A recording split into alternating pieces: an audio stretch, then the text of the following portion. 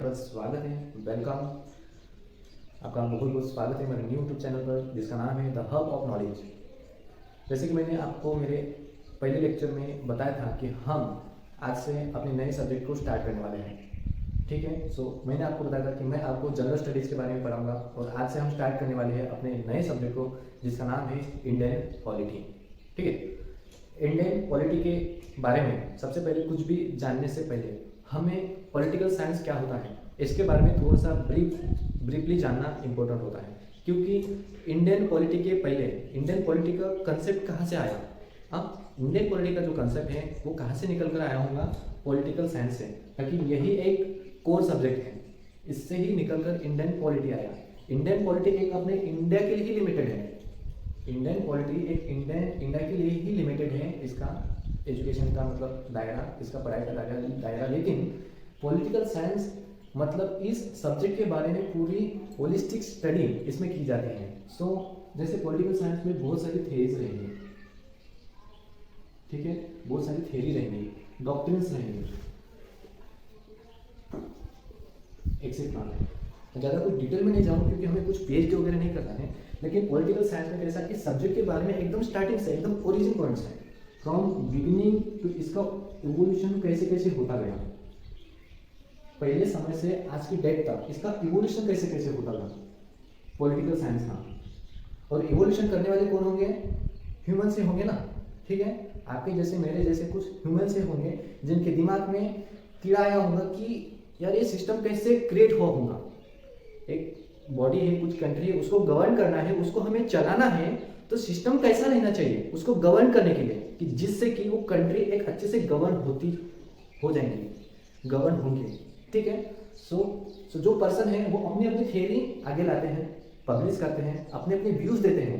ठीक है, अपने अपने डॉक्टर्स, अपने अपने सिद्धांत अपने अपने हिसाब से इस पॉलिटिकल साइंस के बारे में, मतलब कोई भी पर्टिकुलर सब्जेक्ट रहे उसके बारे में अपने अपने डेफिनेशन देते हैं, डिफाइन करते हैं कि हाँ ऐसा ऐसा पॉलिटिकल साइंस होगा, ऐसा ऐसा होगा। ठीक है, मतलब अपने अपने हिसाब से क्या करते हैं, डिफाइन करते हैं, डेफिनेशन देते हैं। ठीक है, ये सारी पॉलिटिक्स गवर्नेंस के बारे में एक डिटेल, एक होलिस्टिक स्टडी जिस सब्जेक्ट में होती है उसको हम बोलते हैं पॉलिटिकल साइंस। ठीक है, एकदम ब्रीफ में बस इतना ही जानना, हमें थोड़ा सा आइडिया जानना बहुत जरूरी है। ठीक है, ज़्यादा डिटेल में हम नहीं जाएंगे। उसके बाद क्या आता है, इंडियन पॉलिटी। उसके बाद में क्या आएगा, अपने इंडिया की इंडियन पॉलिटी, मतलब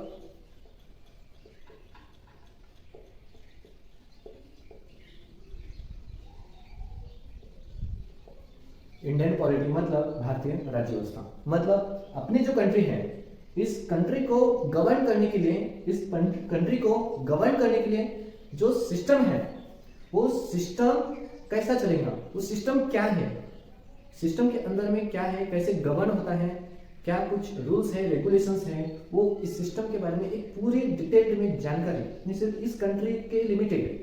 ठीक है, जो कुछ भी पढ़ाई जिस सब्जेक्ट में हम पढ़ते हैं, गवर्नेंस के बारे में, इंडिया के किसी भी कंट्री के गवर्निंग सिस्टम के बारे में हम जिस सब्जेक्ट में पढ़ते हैं वो उस कंट्री की पॉलिटी कहलाती है। मतलब अपन अब अपने इंडिया के गवर्नेंस सिस्टम के बारे में पढ़ेंगे तो उसको हम कहेंगे इंडियन पॉलिटी। ठीक है, ठीक है, एक पर्टिकुलर कंट्री, फॉर एग्जाम्पल ये अपना इंडिया होगा, इंडियन के गवर्नेंस सिस्टम के बारे में पढ़ेंगे, इंडियन के गवर्नेंस सिस्टम मतलब पॉलिटी के बारे में पढ़ेंगे, तो ये हुआ इंडियन पॉलिटी।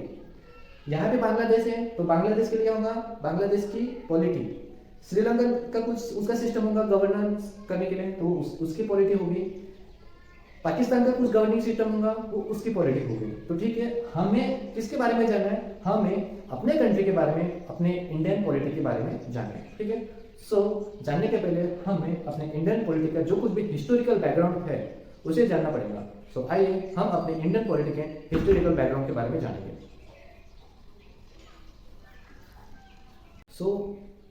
आइए फ्रेंड्स, अब हम अपने इंडियन पॉलिटी कहने से बेटर ये होगा कि हम अपने कॉन्स्टिट्यूशन का जो हिस्टोरिकल बैकग्राउंड है उसको जानेंगे। तो थोड़ा आपको मैं एक बैकग्राउंड में क्या होता है, एक हिस्टोरिकल थोड़ा सा मैं आपको आइडिया दे देता हूँ। ठीक है, तो सबसे पहले ये हिस्टोरिकल बैकग्राउंड को काफ़ी अच्छे तरीके से, एकदम बेटर अंडरस्टैंडिंग से हमको जानने के लिए हमें ये देखना पड़ेगा कि ब्रिटिशर्स की शुरुआत कहाँ से हुई, उनका स्टार्टिंग कहाँ से हुआ, कि ब्रिटिशर्स आए, अपने इंडिया में आए, उनकी जर्नी स्टार्ट हुई, ठीक है, तो हमें वहां से देखना पड़ेगा, ठीक है।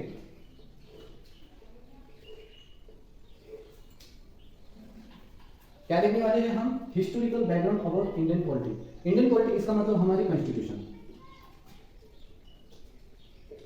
हमारा कॉन्स्टिट्यूशन का हिस्टोरिकल बैकग्राउंड, इसको बेटर अच्छे तरीके से समझने के लिए हमें यह देखना जरूर है कि ब्रिटिशर्स की शुरुआत कहां से हुई, उनका जो जर्नी है ब्रिटेन से लेकर अपने इंडिया तक, ये जर्नी हमें थोड़ा सा जानना पड़ेगा, ठीक है।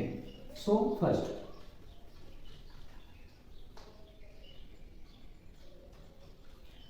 16 में क्या हुआ, 1600, इसमें क्या हुआ, Britishers in the form of east India company, Britishers जो थे, ब्रिटिश ट्रेडर्स जो थे, ट्रेडर्स क्लास जो था, वो ईस्ट इंडिया कंपनी के फॉर्म में वहां पे इस्टेब्लिश हुआ था ब्रिटेन में, ठीक है।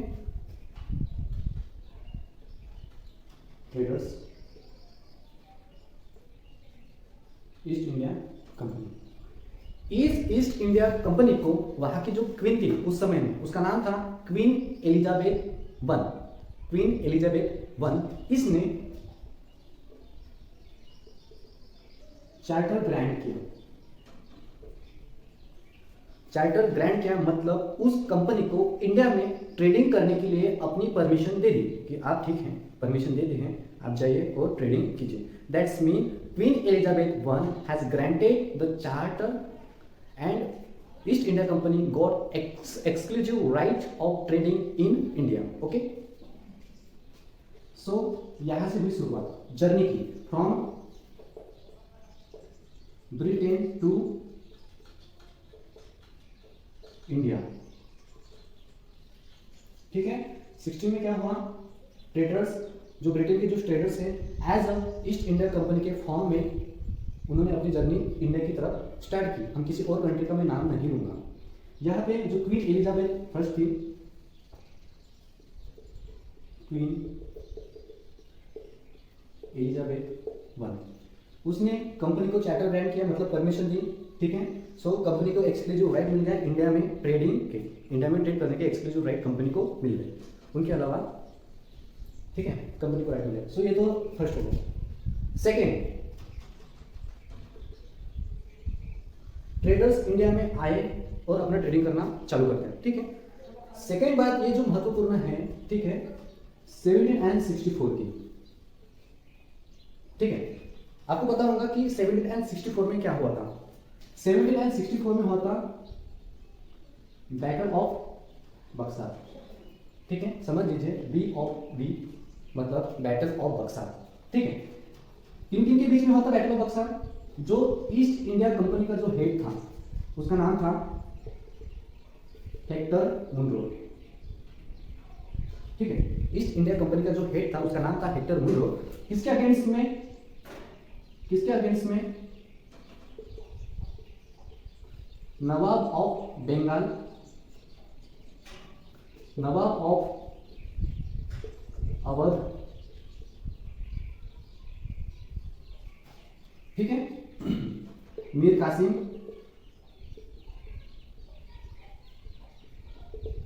Mir Qasim, Nawab of Bengal, Nawab of Awadh, Suja,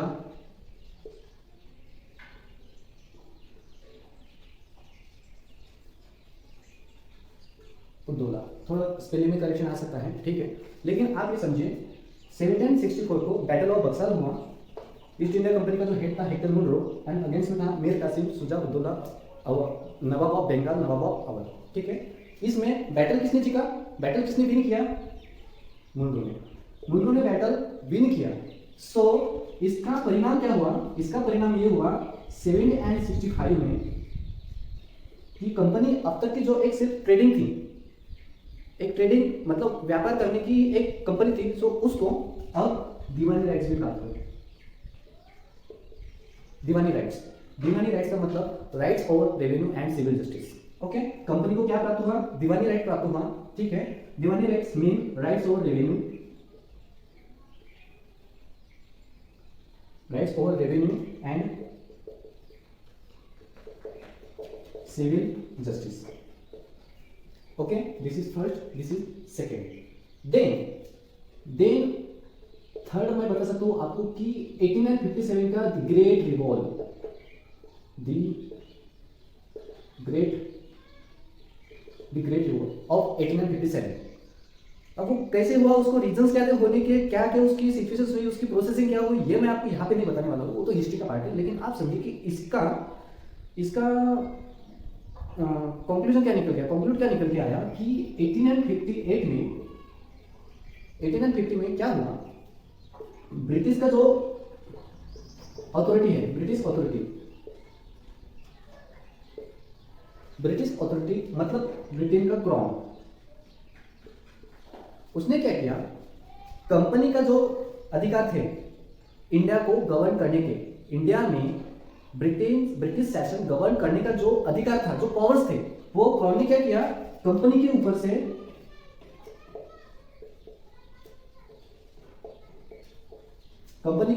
crown ने क्या किया, पावर्स निकाल के अपने कब्जे में ले लिए। मतलब अब ब्रिटेन का क्राउन मतलब वहां की जो अथॉरिटी है खुद किसी दूसरी बॉडी के जरिए इंडिया में ब्रिटिश राज चलाएंगे। और ये कब तक कंटिन्यू रहा, और ये जो प्रोसेस है ये कंटिन्यू रहा अप टू 1947 तक, मतलब इंडिया इंडिपेंडेंट होने तक। इंडियन इंडिपेंडेंट एक्ट 1947, मतलब after the great revolve British authority, that's mean British crown has assumed the direct responsibility on himself। ठीक है, अब इसका मतलब क्या हुआ कि ईस्ट इंडिया कंपनी अब न्यूट्रल हो गई, उसके ऊपर का जो कुछ भी चार्ज था वो भी हट गया। अब चार्ज किसके ऊपर आ गया, क्रॉप। और यही सिचुएशन पावर्स चलाने की, ठीक है, कब तक रही, इंडियन इंडिपेंडेंट एक्ट, मतलब अपना इंडिया इंडिपेंडेंट होने तक। ठीक है, this is first, second, third and fourth.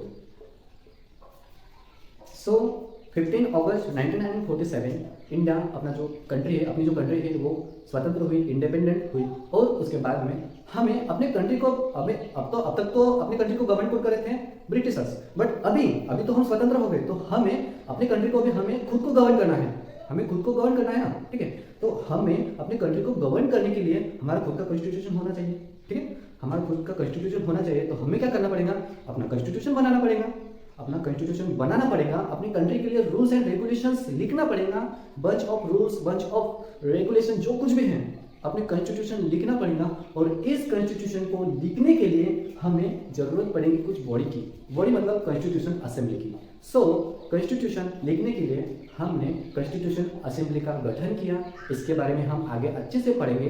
ठीक है, अभी सिर्फ हमको एक ब्रीफ हिस्टोरिकल बैकग्राउंड जानना है।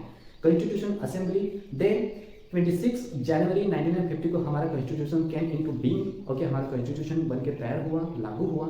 ठीक है, और इस प्रकार हमारे कॉन्स्टिट्यूशन की स्टार्टिंग, हमारे इंडिया का गवर्नेंस सिस्टम गवर्न होना चालू हुआ। सो एक हिस्टोरिकल बैकग्राउंड के हिसाब से एक ब्रीफ आइडिया आपको समझ में आ गया होगा। ठीक है, सो फ्रेंड, जैसे कि हमने यहाँ पे जाना कि कैसे ब्रिटिशर्स की एज अ ट्रेडर्स, जो ब्रिटेन के जो ट्रेडर्स थे as a East India company, उनकी जो जर्नी स्टार्ट हुई 16 से लेकर टू अपने इंडिया की तरफ, इसका जो कुछ भी हिस्टोरिकल बैकग्राउंड है मैंने आपको उसके बारे में बताया, थोड़ा ब्रीफली आपको थोड़ा इंट्रोड्यूस किया। ठीक है, अब हम देखेंगे कि अपनी कंट्री इंडिपेंडेंट हुई। ठीक है, उसके बाद में प्रोसेस स्टार्ट हुई अपने इंडियन कॉन्स्टिट्यूशन को बनाने की। तो वो प्रोसेस, उस प्रोसेस से रिलेटेड जो हिस्टोरिकल जो बैकग्राउंड है अपने कॉन्स्टिट्यूशन से रिलेटेड, उसका जो हिस्टोरिकल बैकग्राउंड है वो मैं आपको अभी समझा के बताऊंगा। So for the better understanding हम इसको 2 पार्ट्स में डिवाइड करेंगे। ठीक है, जो कुछ भी रूल्स एंड रेगुलेशन है, जो कुछ भी एक्ट्स थे, आपको पता है कि बहुत सारे एक्ट्स अमेंड किए गए थे, बहुत सारे एक्ट लाए गए थे ब्रिटिशर्स द्वारा। तो वही बेस हमारे आज के मॉडर्न कॉन्स्टिट्यूशन, जब कॉन्स्टिट्यूशन बनाया गया था तो उसका ही बेस रेफरेंस लिया गया था। ठीक है, सो हमें फॉर द बेटर अंडरस्टैंडिंग हमें ये जानना बहुत जरूरी है कि वो एक्ट्स कौन कौन से थे। तो आपको मैं कुछ नंबर्स बताऊंगा, वो नंबर्स आपको दिमाग में अच्छी तरीके से याद कर लेना है। इसके नेक्स्ट लेक्चर में मैं आपको 1 बाय 1 हर एक एक्ट को अच्छे तरीके से समझा के बताऊंगा, एकदम इजी मैनर्स में और एकदम अच्छे से ब्रीफली मैं आपको समझा के बताऊंगा। एक ही बार बताने से आपको पूरा अच्छे से क्लियर हो जाएगा, ये ऐसा मुझे लगता है। ठीक है, सो चलो आइए दोस्तों। दोस्तों जैसे कि मैंने बताया कि the journey of britishers to India, इसका जो कुछ भी हिस्टोरिकल बैकग्राउंड है वो मैंने आपको तो अभी बता दिया। तो हमें कॉन्स्टिट्यूशन से रिलेटेड जो कोई भी हिस्टोरिकल बैकग्राउंड है उसको हमें दो भाग में डिवाइड करना पड़ेगा। First is a company rule and second is crown rule. तो कंपनी रूल क्यों डिवाइड करना पड़ा, इसकी जरूरत क्या पड़ी, ठीक है। तो जैसे कि मैंने आपको बताया, ठीक है, तो अब ठीक है, तो हमें दो भाग में डिवाइड करना पड़ेगा। First is company rule. So company rule और क्राउन रूल में डिवाइड क्यों करना पड़ा, इसकी जरूरत क्या पड़ी, तो इसका आंसर भी मैंने आपको बताया कि ऐसी कौन सी सिचुएशन क्रिएट हुई थी, जिससे कंपनी रूल था उसके बाद में वो कन्वर्ट हुआ क्राउन रूल में। इसकी सिचुएशन मैंने आपको बता दी है, ठीक है, आपको समझ में आया होगा और आपको पता भी चल गया होगा, ठीक है। सो कंपनी रूल्स में कुछ नंबर्स हैं वो आपको याद करने हैं और क्राउन रूल्स में कुछ नंबर्स हैं वो आपको याद करने, ठीक है। सो 1773, 1781, 1784, 1786, 1793, ठीक है,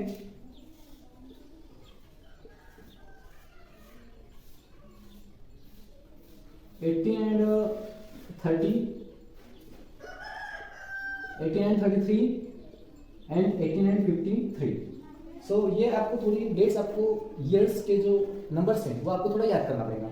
ये क्या है आपको तो आइडिया होगा, लेकिन मैं आपको एक्सप्लेन करूंगा नेक्स्ट लेक्चर में।